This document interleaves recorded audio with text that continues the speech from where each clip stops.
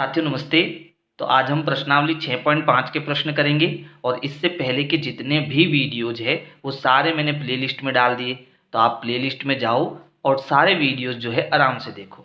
अब 6.5 के जितने भी प्रश्न हैं वो आपको कब समझ में आएंगे, जब आपको त्रिभुज का एक गुणधर्म जिसका नाम है पाइथागोरस प्रमेय, इसकी समझ होगी। अब पाइथागोरस प्रमेय जो है वो हमेशा एक समकोण त्रिभुज में लगता है। और समकोण त्रिभुज क्या होता है? ऐसा त्रिभुज जिसमें एक कोण 90 डिग्री का हो, उससे हम क्या कहते हैं? समकोण त्रिभुज कहते हैं। जैसे यहाँ पर हमारा एक त्रिभुज हो गया ABC। इसमें ये जो कोण B है वो कितने डिग्री का है? 90 डिग्री का। और 90 डिग्री का कोण कैसा होता है? एकदम सीधा होता है ना। अब ये जो समकोण त्रिभुज है और इसमें कितनी भुजाएं हैं? 1 2 3। इन तीनों का नाम हम बता सकते हैं। हमेशा ध्यान रखना, 90 डिग्री के सामने वाली जो भुजा होती है वो इस त्रिभुज की सबसे बड़ी भुजा होती है।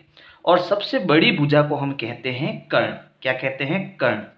ठीक है। और ये जो नीचे वाली भुजा है इसको हम क्या कहेंगे? इसको हम कहेंगे आधार। ठीक है। और ये जो खड़ी भुजा है इसको हम क्या कहेंगे? लंब कहेंगे। ये तीनों नाम कब आएंगे? जब हम एक समकोण त्रिभुज लेंगे, यानी ऐसा त्रिभुज जिसमें एक कोण कितना हो? 90 डिग्री का हो। तो इस त्रिभुज में जो सबसे बड़ी भुजा होती है उसको हम क्या कहेंगे? कर्ण कहेंगे। और नीचे वाली भुजा को आधार कहेंगे और इस भुजा को क्या कहेंगे? लंब कहेंगे। ठीक है। अब पाइथागोरस प्रमेय कहता है कि ये जो कर्ण है, कौन है? कर्ण। अगर मैं इस भुजा का वर्ग कर लूं, अगर मैं इस भुजा का क्या कर लूं? वर्ग कर लूं, ठीक है, तो इसका मान जो है वो इन दोनों भुजाओं के वर्गों के योग के बराबर होता है। यानी कि अगर आप आधार लेते हो तो आधार का भी वर्ग कर लो और लंब का भी वर्ग कर लो, और वर्ग करके जब इनको जोड़ोगे तो इन दोनों की जोड़ किसके बराबर आएगी? कर्ण के वर्ग के बराबर आएगी। यही हमारा क्या होता है? पाइथागोरस प्रमेय होता है। ठीक है। तो अगर आपको ये पूरी बात समझ में आ गई कि कर्ण क्या होता है, आधार क्या होता है, लंब क्या होता है, और ये सूत्र आपने याद कर लिया, तो इस प्रश्नावली के सारे प्रश्न जो है हम बड़ी आसानी से कर लेंगे। ठीक है। तो चलो हम पहला प्रश्न करते हैं। तो प्रश्न 1 है, PQR एक त्रिभुज है, यानी हमने एक पहले से एक त्रिभुज बना लिया है और इसको हमें क्या नाम देना है? PQR नाम देना है, जिसका P एक समकोण है। यानी कि यहाँ पर ये जो कोण है इसे हमें P लेना पड़ेगा, क्योंकि प्रश्न में कह रहा है कि P हमें क्या लेना है? समकोण लेना है। अब कौन बच गया? Q और R बच गया। तो P तो हमें यहीं लेना पड़ेगा, क्योंकि P हमारा क्या हो गया? समकोण हो गया, 90 डिग्री का कोण हो गया। ठीक है। तो Q हम यहाँ ले लेते हैं और R हम यहाँ ले लेते हैं। ठीक है। यदि PQ बराबर 10 सेंटीमीटर, यानी P से Q की लंबाई जो है हमें दे रखी है और वो कितनी है? 10 सेंटीमीटर है, तथा PR, तो देखो ये PR हो गया, इसकी लंबाई कितनी है? 24 सेंटीमीटर। तो PR की लंबाई हमें दे रखी है 24 सेंटीमीटर। ठीक है। तब QR ज्ञात कीजिए। तब मुझे ये भुजा जो है ज्ञात करनी है। तो देखो ये भुजा हम कैसे ज्ञात करेंगे? पाइथागोरस प्रमेय से, क्योंकि इस भुजा को हम क्या कहते हैं? कर्ण कहते हैं, है ना। तो हमारे पास आधार है और लंब है और हमें क्या ज्ञात करना है? कर्ण ज्ञात करना है। तो चलो सीधा हम प्रमेय लिख देते हैं। तो हम लिखेंगे पाइथागोरस प्रमेय से। और पाइथागोरस प्रमेय का फॉर्मूला क्या है? कि सबसे बड़ी भुजा जो है कर्ण का आप वर्ग करो तो इसका मान जो है वो आधार के वर्ग और लंब के वर्ग और इनके जोड़ के बराबर होगा। ठीक है। ये फॉर्मूला हो गया अपना। अब देखो कर्ण हमें क्या ज्ञात करना है? कर्ण हमें ज्ञात करना है। कर्ण हमें क्या करना है? ज्ञात करना है। तो कर्ण को क्या मैं R क्यों लिख सकता हूं? क्योंकि मेरे पास यहाँ पर कोई भुजा नहीं दी है, मुझे इसको ज्ञात करना है। तो कर्ण की जगह हम क्या लिख देते हैं? RQ लिख देते हैं। तो यहाँ लिख देते हैं RQ का वर्ग बराबर आधार हमें कितना दिया है? तो देखो नीचे वाली भुजा हमारी आधार होगी, वो हमें कितना दिया है? 10 दिया है। तो आधार की जगह हम कोष्टक में 10 ले लेंगे और ऊपर हमारी घात 2 हो जाएगी, प्लस लंब कितना है? 24। तो लंब की जगह 24 और ऊपर घात 2 आ जाएगी, यानी इस घात 2 को हम वर्ग बोलते हैं। क्या बोलते हैं? वर्ग बोलते हैं। चलो अब हमें इस वर्ग को सॉल्व करना है। अब देखो 10 का वर्ग यानी 10 की घात 2 का मतलब होता है 10 का 10 से गुणा। तो यहाँ हमें क्या करना है, 10 का 10 से गुणा करना है। फिर प्लस का निशान आएगा। 24 का वर्ग यानी 24 की घात 2 का मतलब क्या होता है, 24 का 24 से गुणा। वर्ग का मतलब क्या होता है, उस संख्या का उसी से गुणा। तो 24 का हम 24 से गुणा करेंगे। तो आर क्यू का मान जो है यहाँ पर 10 इंटू 10 करेंगे तो कितना हो जाएगा 100, प्लस 24 इंटू 24 करेंगे तो चलो करते हैं 24 इंटू 24। 4 चौक 16, हासिल का 1, 4 दूनी 8, 8 और 1 9, इंटू 4 दूनी 8, 2 दूनी 4, ये हो गया 6, ये हो गया 7, हासिल लगा 1, 4 और 1 5, कितना आ गया 576 आ गया। तो ये हो जाएगा 576। दोनों को जोड़ेंगे तो आर क्यू का वर्ग बराबर ये हो जाएगा 676।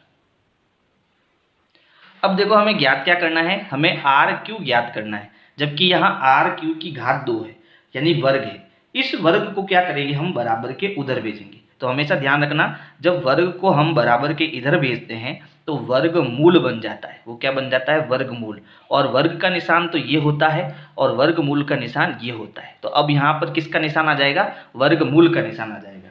तो आर क्यू बराबर 676 अपनी जगह पर, ये वर्ग जब इधर आएगा तो ये क्या बन जाएगा, वर्गमूल बन जाएगा। अब ये वर्ग और वर्गमूल क्या होते हैं, तो देखो इसके लिए आपको कम से कम 1 से 30 तक वर्ग याद करने पड़ेंगे। 1 का वर्ग 1 होता है, 2 का वर्ग 4 होता है, 3 का वर्ग 9, मतलब 3 का 3 से गुणा करेंगे तो 9, 4 का 4 से गुणा करेंगे तो 16।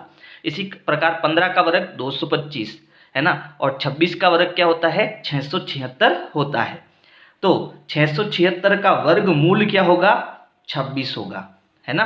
देखो 1 का वर्ग 1 है तो 1 का वर्गमूल 1 होगा, 4 का वर्गमूल 2 होगा, 9 का वर्गमूल 3 होगा, 16 का वर्गमूल 4 होगा।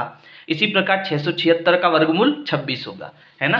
तो यहाँ पर आर क्यू हमारा कितना आ जाएगा, 676 का वर्गमूल कितना आ जाएगा, 26 सेंटीमीटर आ जाएगा। तो हमारा कर्ण हमें मिल गया, कितना आ जाएगा, 26 सेंटीमीटर। प्रश्न 2 है, ए बी सी एक त्रिभुज है। तो मैंने पहले से एक त्रिभुज बना लिया है जिसका सी एक समकोण है। तो यहाँ पर ये हमारा कितना है, 90 डिग्री है। इसका मतलब समकोण हमें कितना लेना है, सी लेना है। तो यहाँ पर हमारा कोण आ जाएगा सी। अब बचा ए और बी, तो ए हम ऊपर ले लेते हैं, बी हम नीचे ले लेते हैं, ठीक है। यदि ए बी बराबर 25 सेंटीमीटर, यानी ए बी का मान अब की बार हमें दे रखा है 25 सेंटीमीटर, तथा ए सी बराबर 7 सेंटीमीटर। ए सी का मान हमें कितना दिया है, 7 सेंटीमीटर दिया है। तब हमें बी सी का मान यानी ये मान हमें क्या करना है, ज्ञात करना है ना। तो देखो हम क्या करेंगे, पाइथागोरस प्रमेय यहाँ पर लागू करेंगे। तो यहाँ लिखेंगे पाइथागोरस प्रमेय से,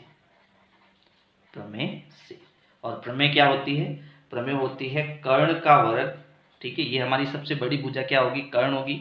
ये वाली भुजा क्या हो जाएगी, आधार हो जाएगी, और ये वाली भुजा हम क्या मान लेंगे, लंब मान लेंगे।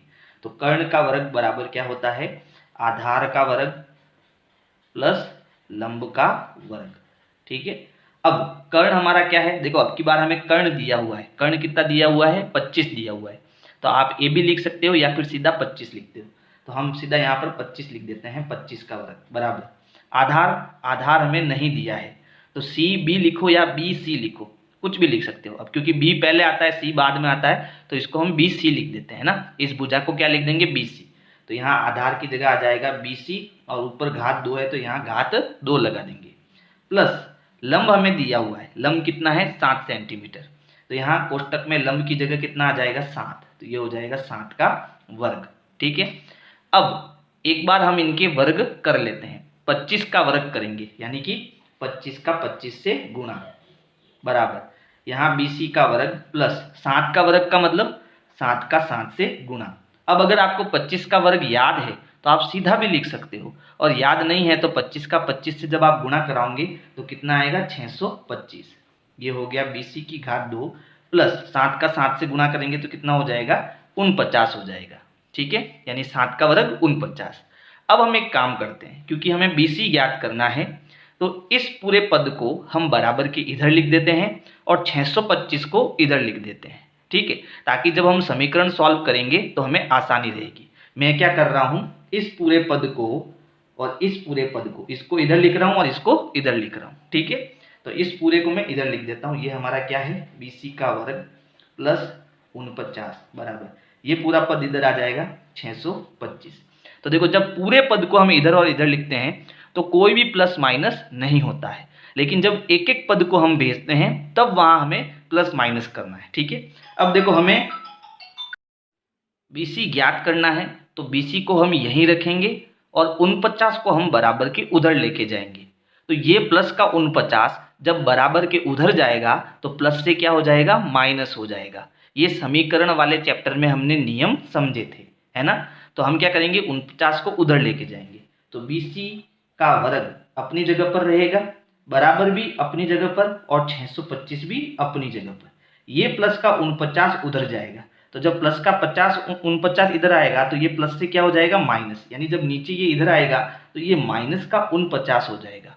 अब 625 में से हम 49 को घटाएंगे तो ये बचा 6, ठीक है, और यहाँ पर आ जाएगा 7 और ये हो जाएगा 5, तो ये कितना हो जाएगा 576, यानी BC की घात 2 हमें कितना मिल जाएगा, 576 मिल जाएगा।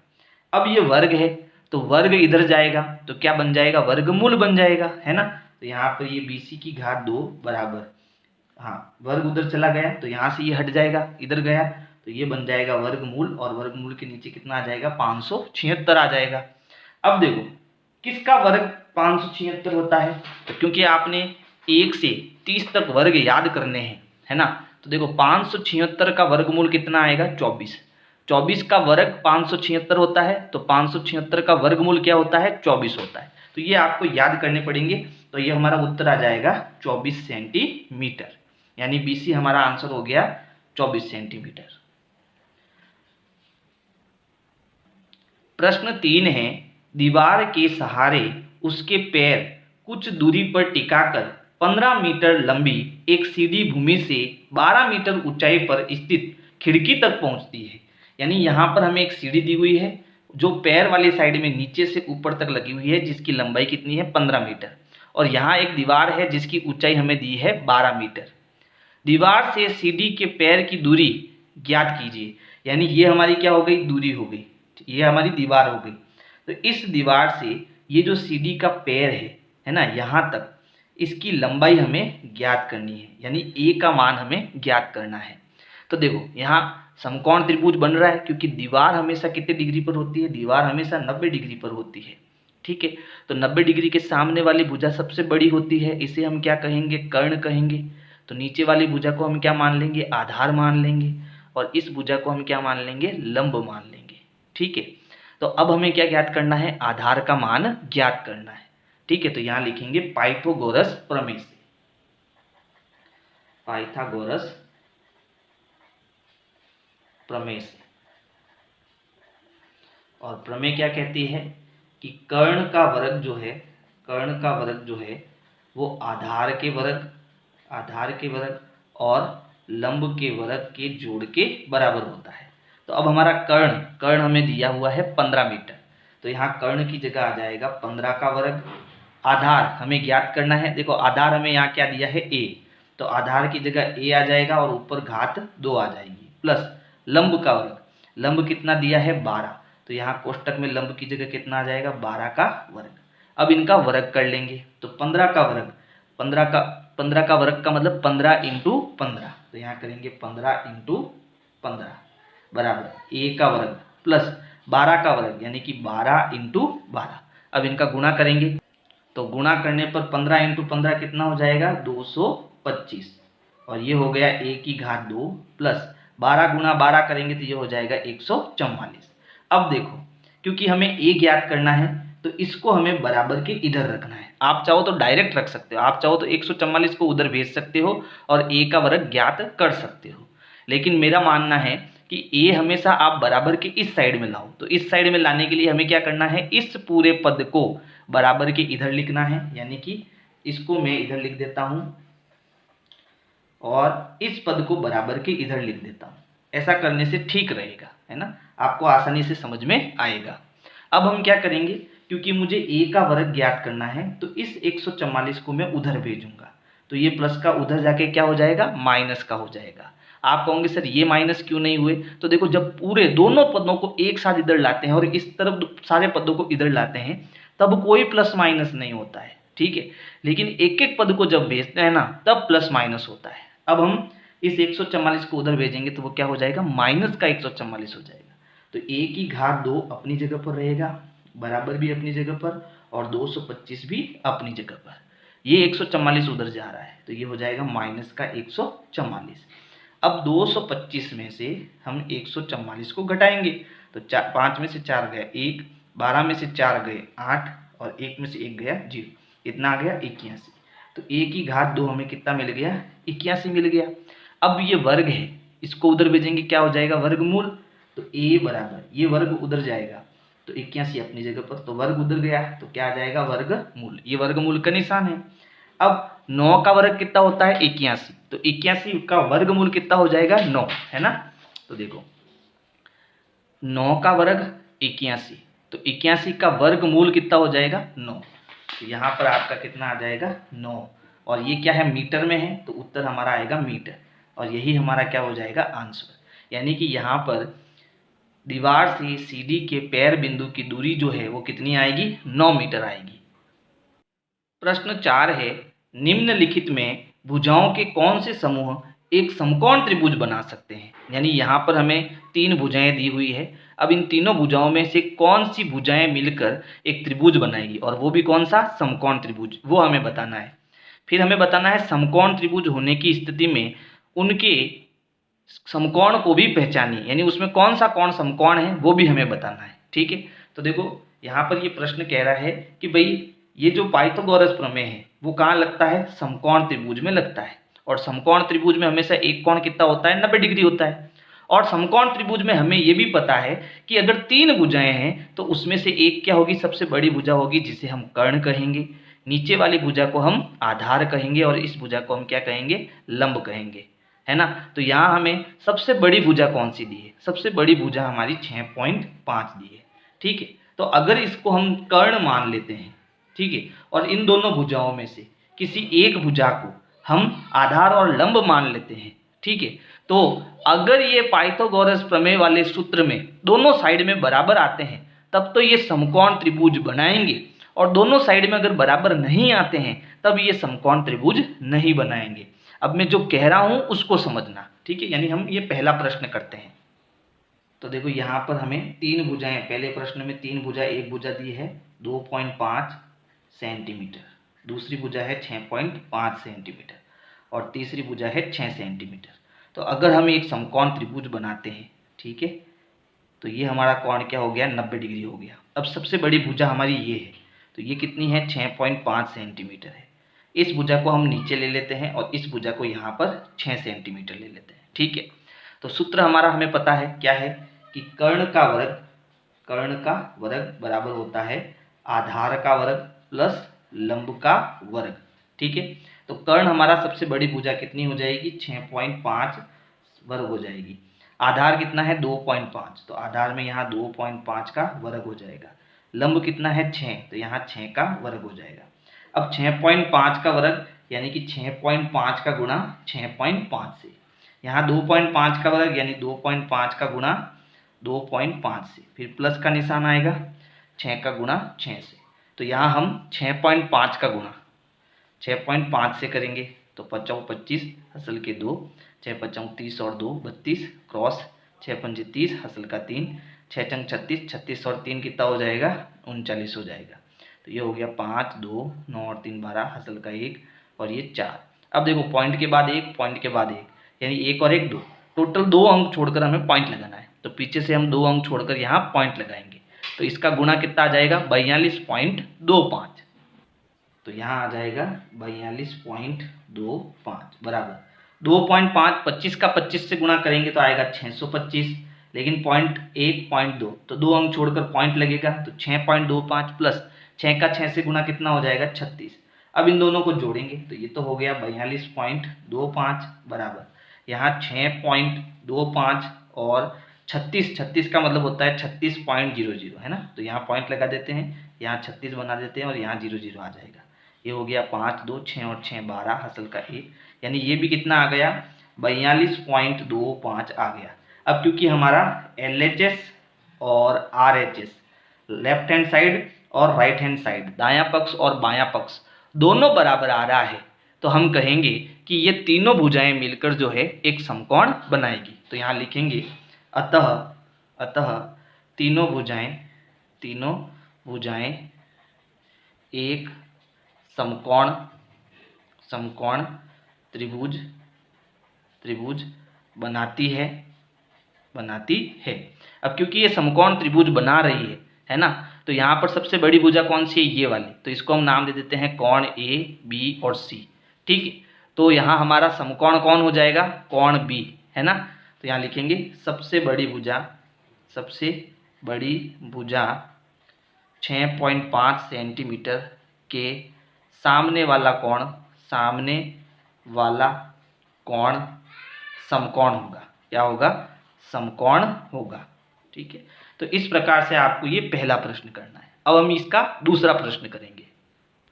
तो देखो, तीनों भुजाएं हमें दे रखी है। सबसे बड़ी भुजा क्या है, 5। तो यहाँ सबसे बड़ी भुजा हमारी यहाँ 5 सेंटीमीटर हो जाएगी। इस भुजा को हम 2 मान लेते हैं और इसको भी हम 2 मान लेते हैं। चलो, सूत्र क्या है, सूत्र है कर्ण का वर्ग बराबर आधार का वर्ग प्लस लंब का वर्ग।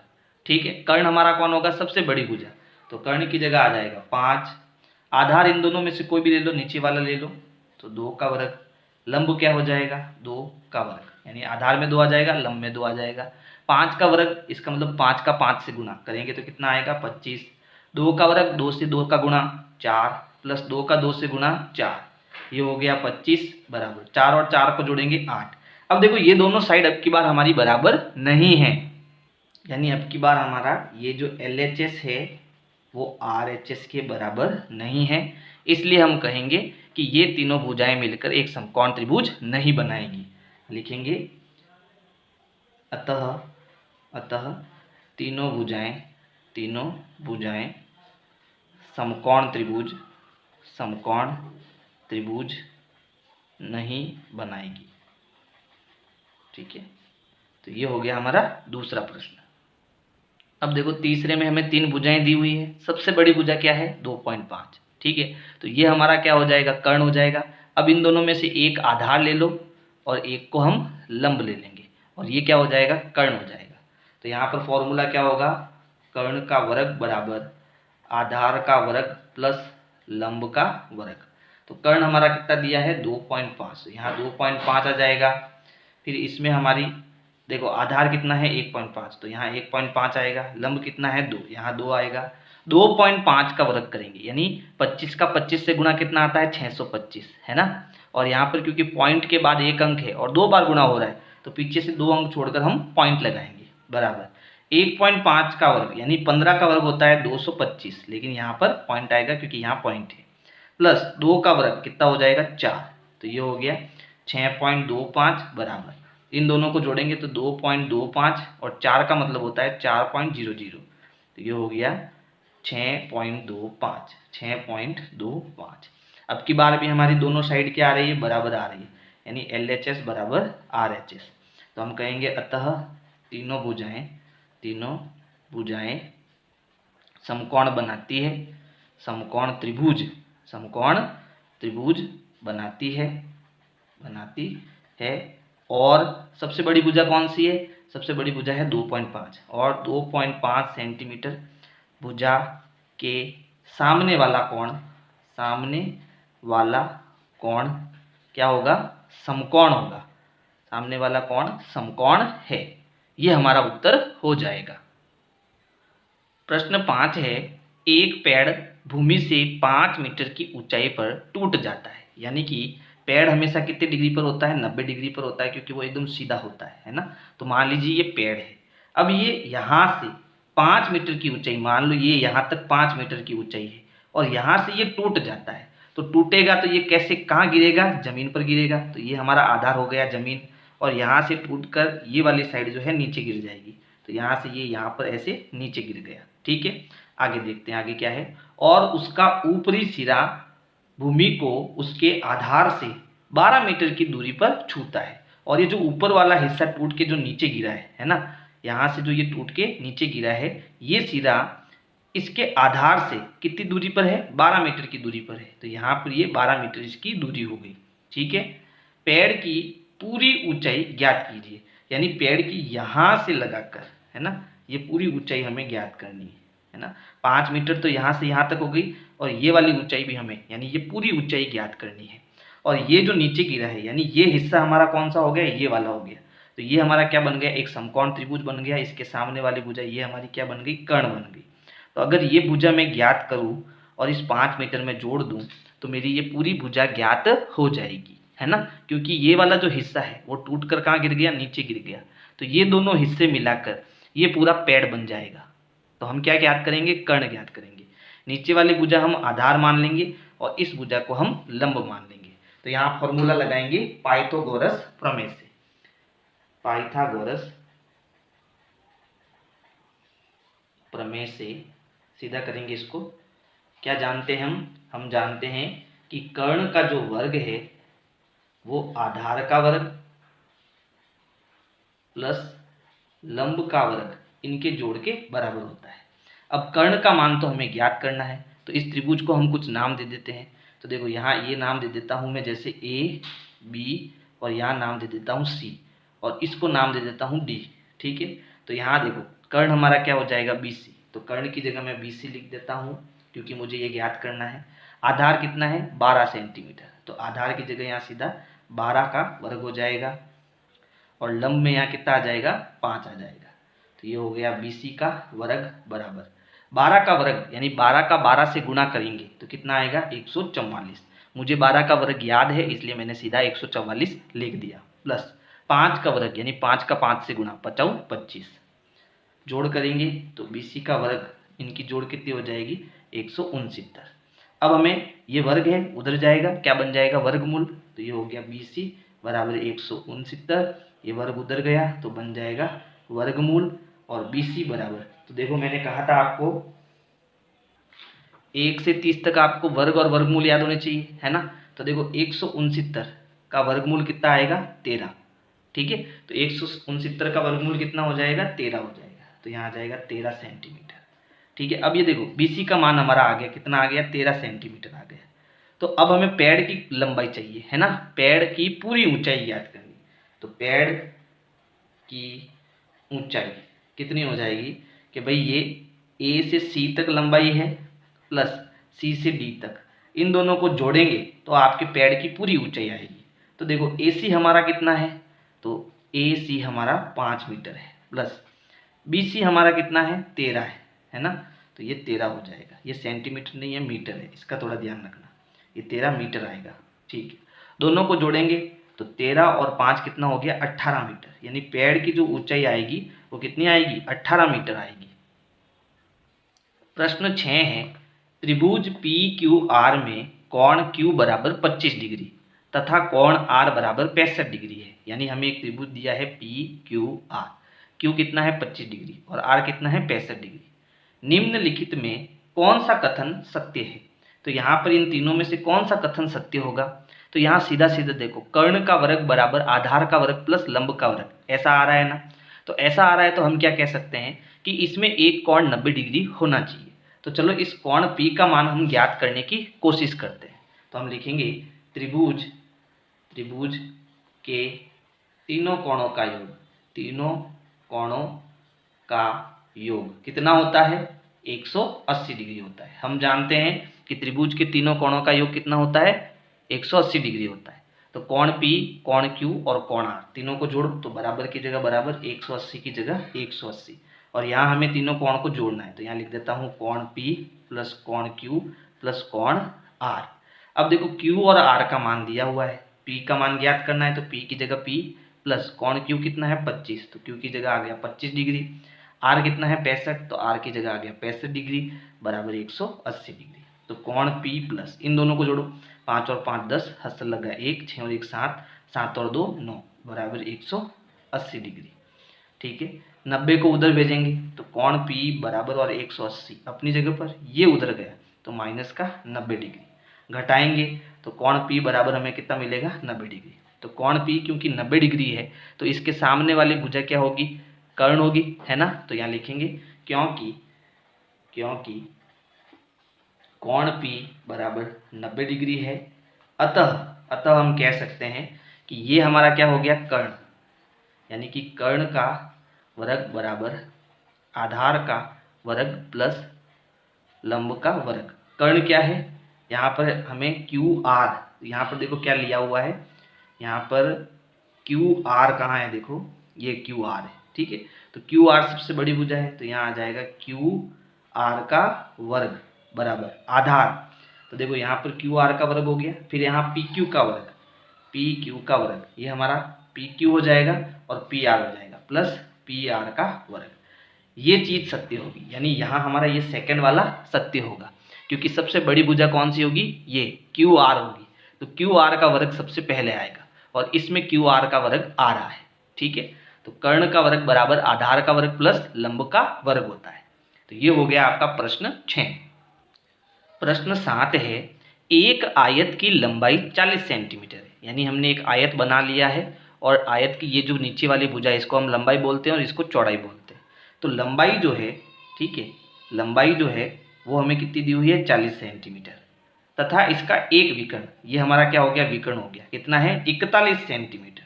तो यहाँ सेंटीमीटर कर देना आप इसको, ठीक है, सेंटीमीटर, ये भी सेंटीमीटर और ये भी सेंटीमीटर, तो ये 41 सेंटीमीटर हो गया। इसका परिमाप ज्ञात कीजिए। अब देखो आयत का परिमाप कैसे ज्ञात कर पाएंगे, जब हमारे पास लंबाई हो और जब हमारे पास चौड़ाई हो तो हम इसका परिमाप ज्ञात कर सकते हैं।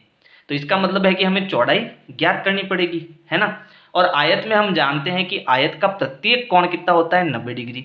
तो अगर ये वाला कोण मैं 90 डिग्री लेता हूं और इसको मैं नाम दे देता हूं ए बी सी और डी, ये हमारा आयत हो गया ए बी सी डी। अब इसमें एक त्रिभुज बन रहा है, देखो ए बी सी, और कोण भी हमारा क्या है, 90 डिग्री है ना, यानी ये एक समकोण त्रिभुज है। तो हम ये वाली भुजा आराम से ज्ञात कर सकते हैं, है ना। तो यहाँ लिखेंगे पाइथागोरस प्रमेय से, पाइथागोरस प्रमेय से क्या जानते हैं हम, त्रिभुज, ये हमारा क्या हो गया, त्रिभुज ए बी सी में, त्रिभुज ए बी सी में कर्ण का जो वर्ग है वो आधार का वर्ग प्लस लंब के वर्ग के योग के बराबर होता है। तो यहाँ पर कर्ण कौन होगा, 90 डिग्री के सामने वाली भुजा सबसे बड़ी भुजा होती है, तो ये हमारा क्या हो गया, कर्ण हो गया। नीचे वाली भुजा को हम क्या मान लेंगे, आधार, और ये भुजा हमारी क्या हो जाएगी, लंब हो जाएगी, ठीक है। तो यहाँ पर कर्ण हमें ज्ञात करना है, तो कर्ण कितना है, 41, कर्ण हमारा दिया हुआ है 41 का वर्ग, आधार हमारा नीचे वाली भुजा कितनी दी हुई है, 40, तो ये हो जाएगा 40 का वर्ग, ठीक है। लंब हमें ज्ञात करना है, तो लंब क्या है, यहाँ पर BC है, इसको नाम दे दो BC का वर्ग। अब 41 का वर्ग करेंगे, यानी 41 का 41 से गुणा करेंगे, तो ये 1 4 गुणा 4 एकम 4 और 4 चौक 16, तो ये हो गया 1 4 और 4 8 6 और 1, यानी इसका वर्ग कितना हो गया, 1681। 40 का वर्ग करेंगे तो आएगा 1600 प्लस ये हो गया BC की घात 2। अब एक काम करते हैं, इस पूरे पद को इधर लिख देते हैं और इसको इधर लिख देते हैं, तो मैं ये अलग कलर से लिख देता हूँ, इस पूरे पद को इधर लिख देता हूँ मैं, 1600 प्लस BC की घात 2 बराबर 1681, ठीक है।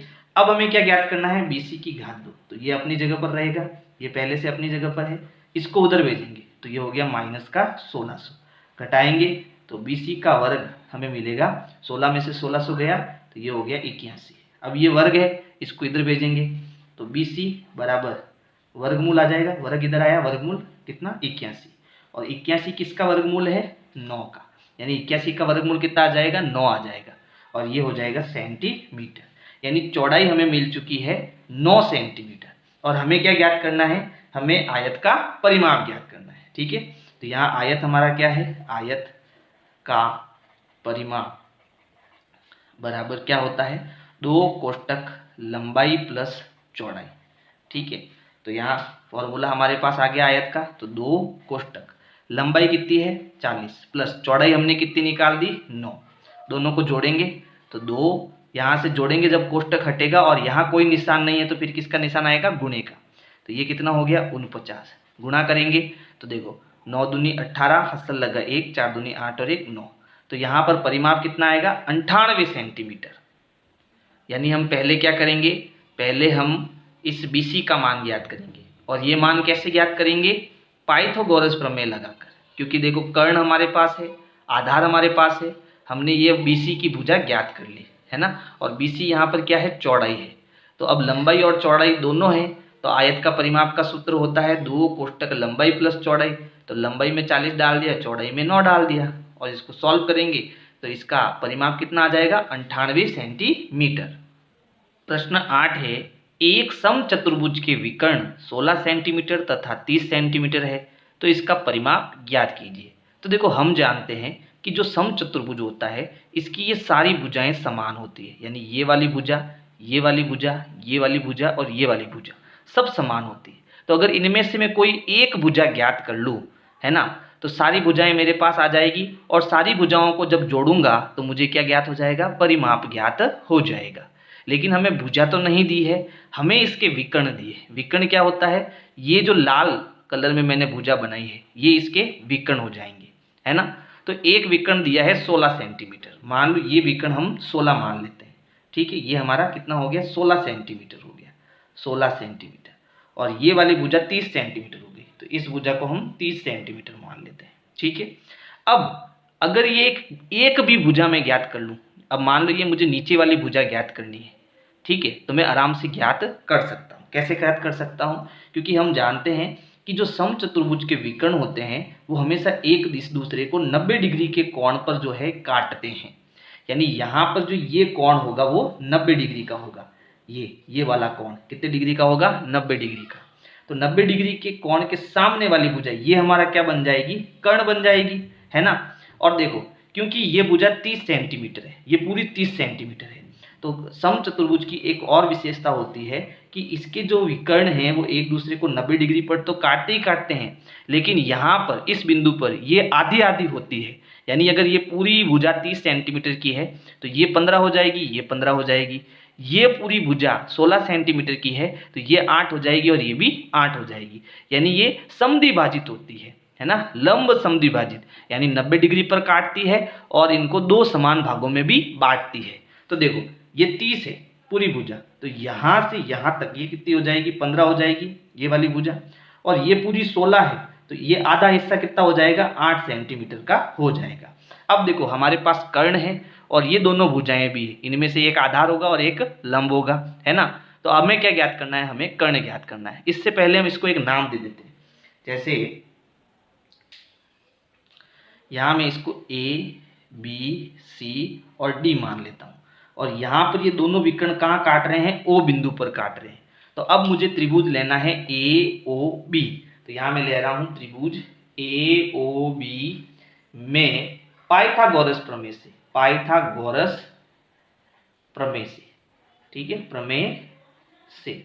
और प्रमेय क्या कहती है, प्रमेय कहती है कि कर्ण का जो वर्ग होता है, कर्ण का जो वर्ग होता है वो आधार का वर्ग प्लस लंब का वर्ग, इन दोनों के जोड़ के योग के बराबर होता है, ठीक है। तो कर्ण तो हमारी ये AB हो जाएगी, आधार में ये AO मान लेता हूं कि भाई ये आधार हो गया, OB को मैं लंब मान लेता हूं। इन दोनों में से कोई भी आधार और लंब आप मान सकते हो, ठीक है। चलो तो अब इनके मान लगाते हैं। देखो कर्ण हम क्या लिखेंगे, ये AB, तो कर्ण की जगह आ गया AB का वर्ग बराबर, आधार हम ये मान लेते हैं AO का वर्ग, है ना, AO का वर्ग प्लस लंब हम मान लेते हैं OB का वर्ग, तो ये हो गया OB का वर्ग। AB का वर्ग तो हमें ज्ञात करना है, AO हमने कितना ले लिया, 8 सेंटीमीटर, क्योंकि ये आधा हो जाएगा, ये 15 हो जाएगा क्योंकि कुल 30 है तो ये आधा हो गया 15 सेंटीमीटर। इनका क्या कर लो, वर्ग कर लो, ठीक है। तो ये AB का वर्ग बराबर, अब सेंटीमीटर नहीं लिखोगे तो भी चलेगा, है ना, ये मैं हटा देता हूँ, सेंटीमीटर हटा देता हूँ। चलो 8 का वर्ग करेंगे तो 8 का वर्ग यानी 8 × 8 कितना हो जाएगा, 64, 64 प्लस 15 का वर्ग यानी 15 × 15 225, दोनों को जोड़ेंगे तो 225 और 64, 5 और 4 9, 6 और 2 8 और ये 2, कितना आ गया, 289। अब देखो 289 किसका वर्गमूल है, या इसका वर्गमूल कितना है, ये रहा देखो 289 किसका है, 17 का, ठीक है। तो पहले हम इस वर्ग को उधर भेजेंगे तो ये वर्गमूल हो जाएगा और अंदर क्या आएगा, 289 या 89। अब 289 का वर्गमूल अभी हमने देखा कितना था, 17, तो AB का मान आ गया 17 सेंटीमीटर, ठीक है। यही हमारा क्या हो जाएगा, आंसर हो जाएगा। तो इस प्रकार से ये आपकी प्रश्नावली पूरी हुई। और अगर मेरे वीडियोज आपको पसंद आ रहे हैं तो वीडियो को लाइक करना है, अपने दोस्तों को शेयर करना है। Thank you.